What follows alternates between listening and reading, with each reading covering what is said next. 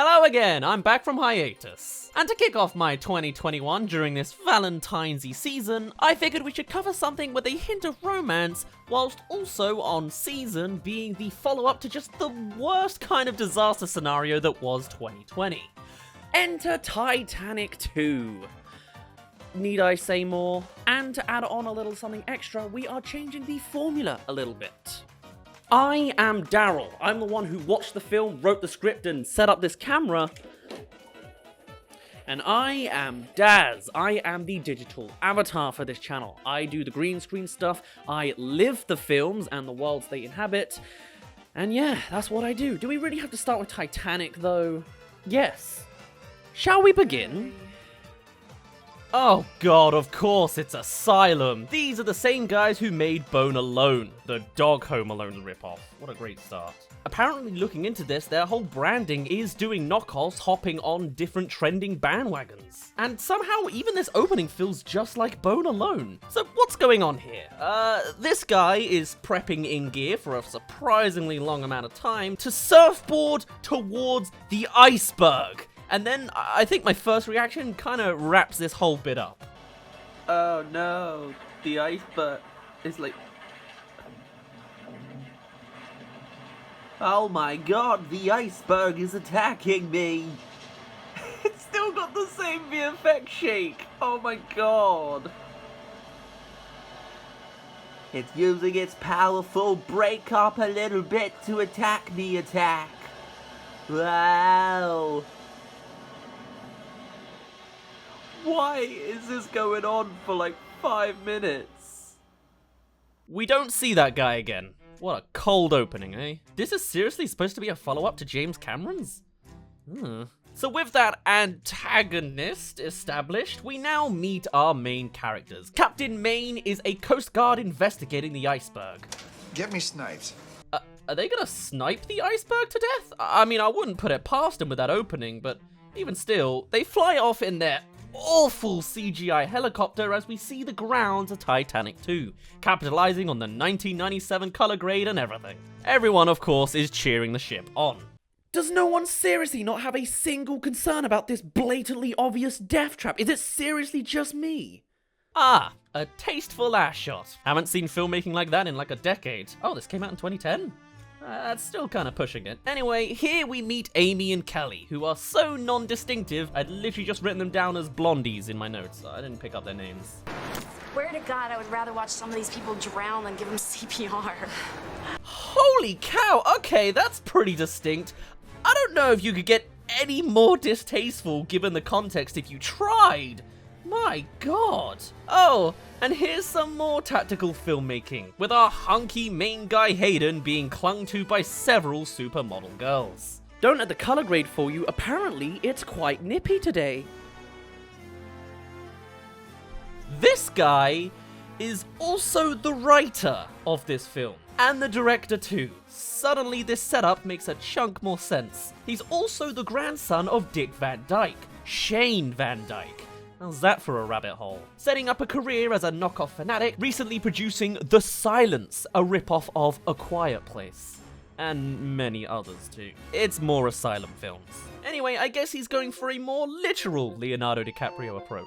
Oh, look at this. Hello. Yeah, the dialogue and acting is just as wonky as the whole concept. And another character thing to make note of, Captain Maine is also the dad of this blondie, Amy, and he reveals the ship barely passed inspection. Anyway, moving on, it's time to get moving. Rich guy gives a speech, the rude blondie continues to not want to be a useful human being and not doing her job. We keep jumping between nostalgic sunsetty lighting and the clearest possible day ever, and the ship finally heads off with display jets sending it off. Meanwhile, the Coast Guard reaches the iceberg site.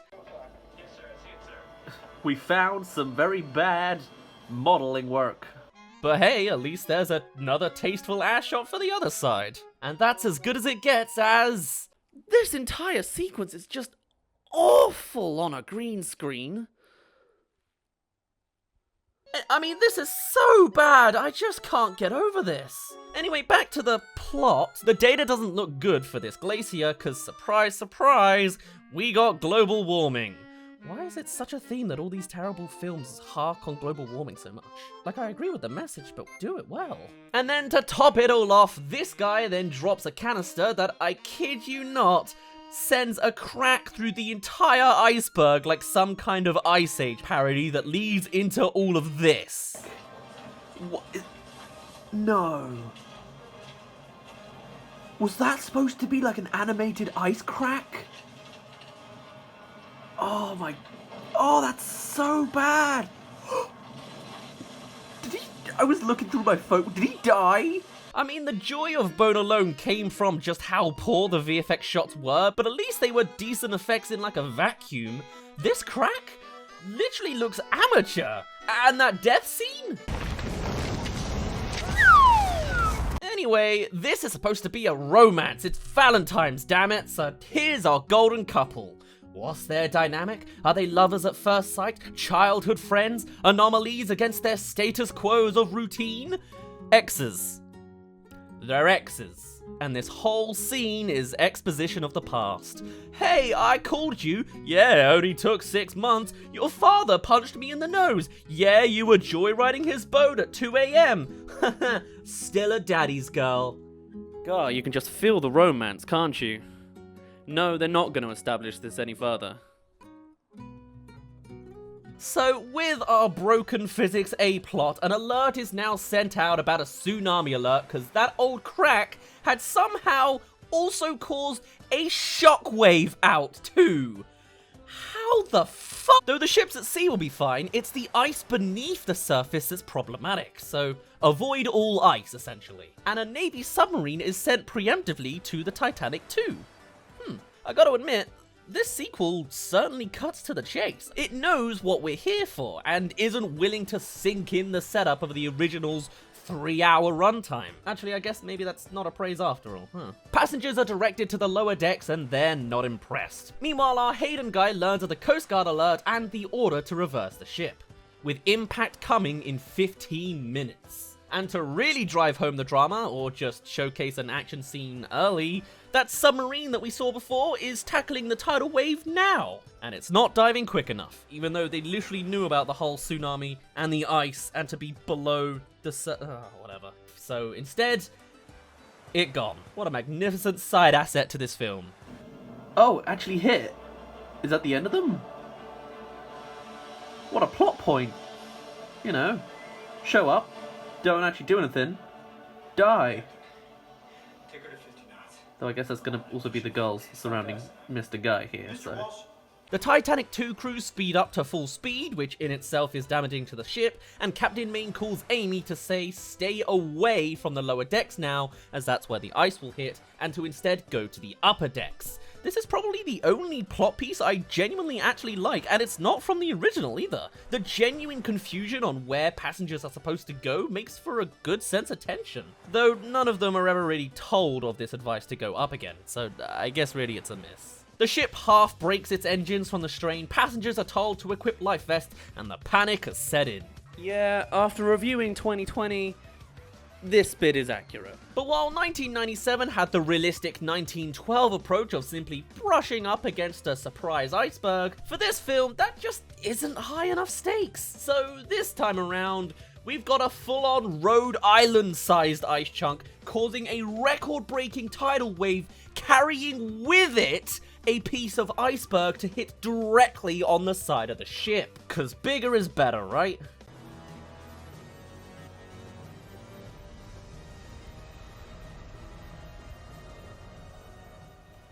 Crazy how nature do that. I mean, you'd think that'd be like a statistical impossibility. An iceberg riding a tidal wave. But hey, I'm just a lowly, whatever these guys' jobs are. This is my headphones. My hair is my headphones.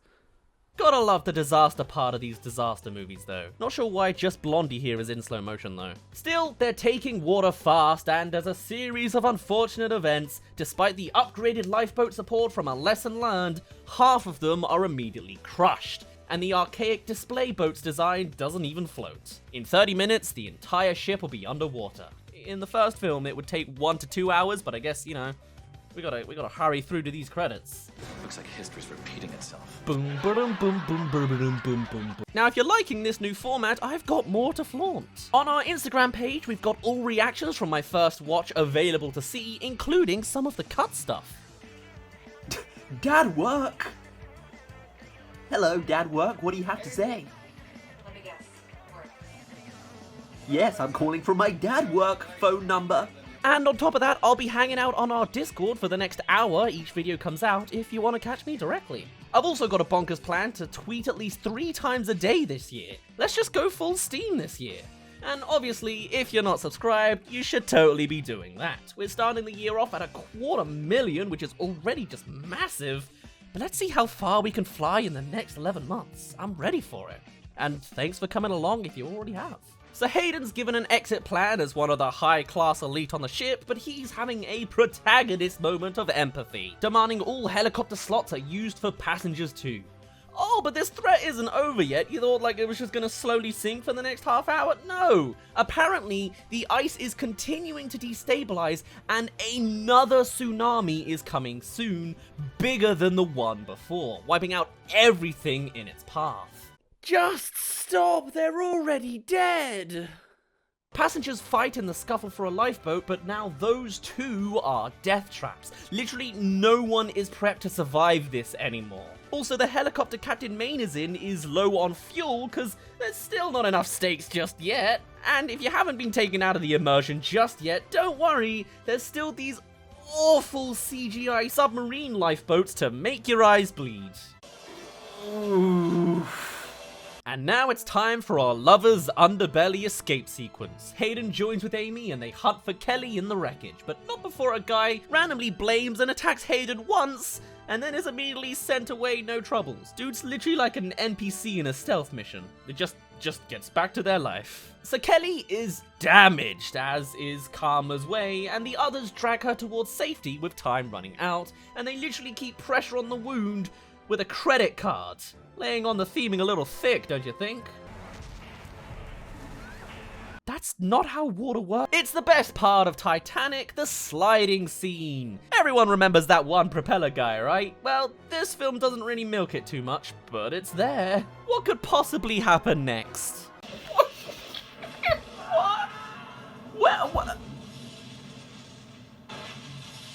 And just like that, all the boys are dead. What? Yeah, all the boys. Was that established? Was that building? This is literally like scenes from a cartoon parody. Anyway, back to the helicopter fuel plotline, you remember that one? They're receiving a mid-air resupply and you'll never guess what happens. I'm not a plane expert, but I'm pretty sure they don't explode on impact with water. Maybe I'm misinformed. And hey, that sinking establishing shot is actually pretty decent with that silhouetted foreground corpse. I'm genuinely impressed. I don't think the first one did that. So our trio protagonists learn of the second wave because they're lucky enough to be part of the super elite on the ship who has a father who's in the Coast Guard and head for diving gear instead. And though you can probably see all the terrible acting without me addressing it, I actually really like the Coast Guard in this. The story beat they're going on now is pretty cliche and basic, but his line delivery... Don't even say that. Well, it's gonna be fine. We'll be there, honey. We're on our way. really ain't too bad. So after some superhuman strength from the guy up an elevator shaft, the trio are stuck by a sealed door, axe it open, and as a bit of a subversion, the girls take so long to actually push through the damn door that they actually fail it. And Kelly, the walking flesh wound, is killed by a sliced gut? Okay. Kelly!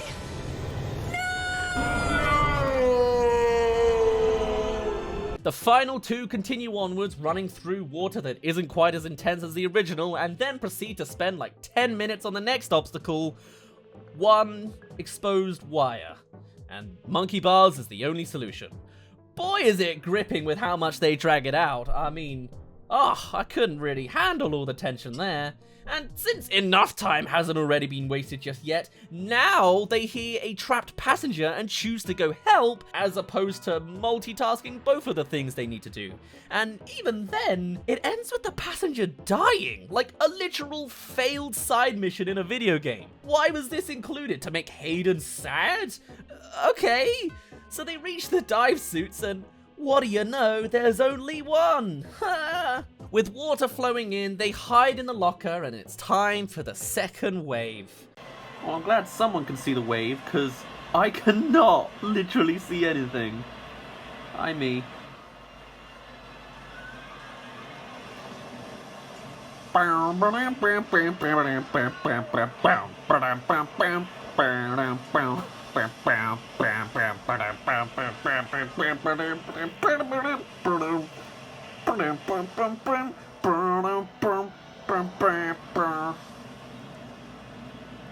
Is that it upside down?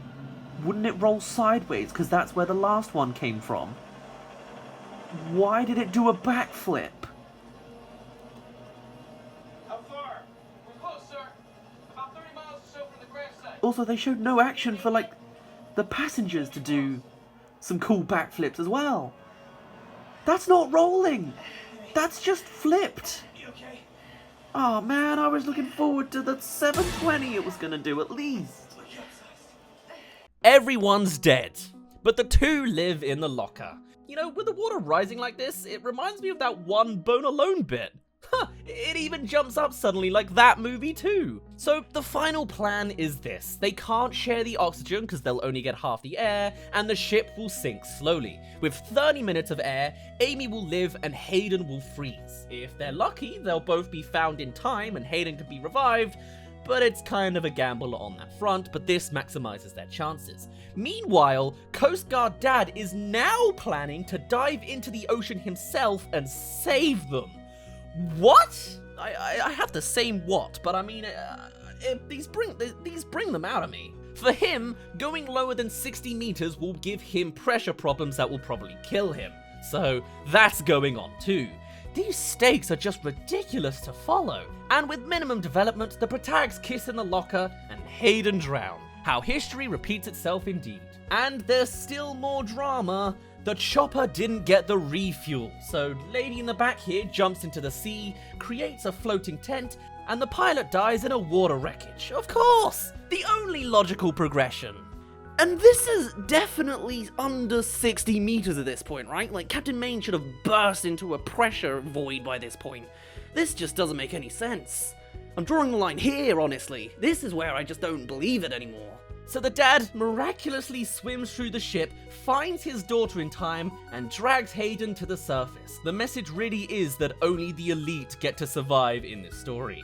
Amy gives Hayden CPR for a really long time, which is closer to accurate in real life. And fun fact, CPR only really works like 10% of the time, and cracks some ribs too. So in a deviation from the standard, if this wasn't a Titanic movie at least, the CPR fails and Hayden actually dies. That's actually a surprise. Everyone's sad, we fade to the sunset and mash into the credits. Boy, that sure kinda cut to the credits quick, didn't it? Ooh.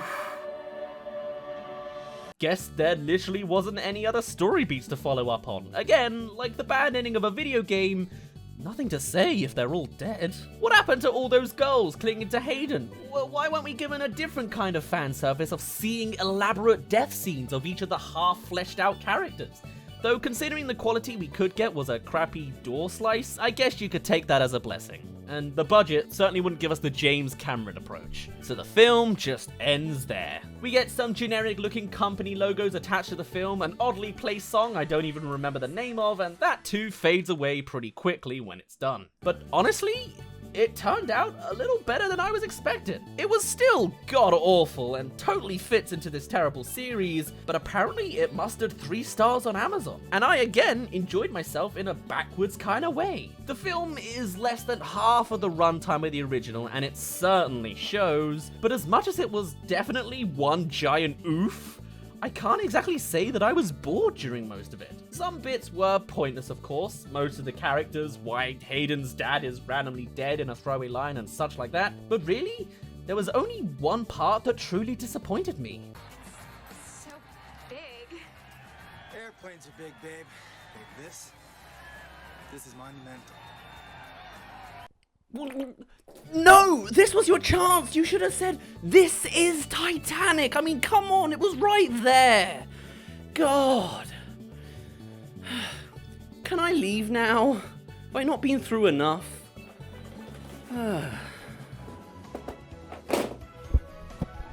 Well, that's us just about done. That was the Terrible Titanic 2. Though, judging by just the title alone, you knew exactly what to expect. Thank you to IB the Pulio for suggesting this on Discord, but otherwise, we shall see you next week for something uncancelled.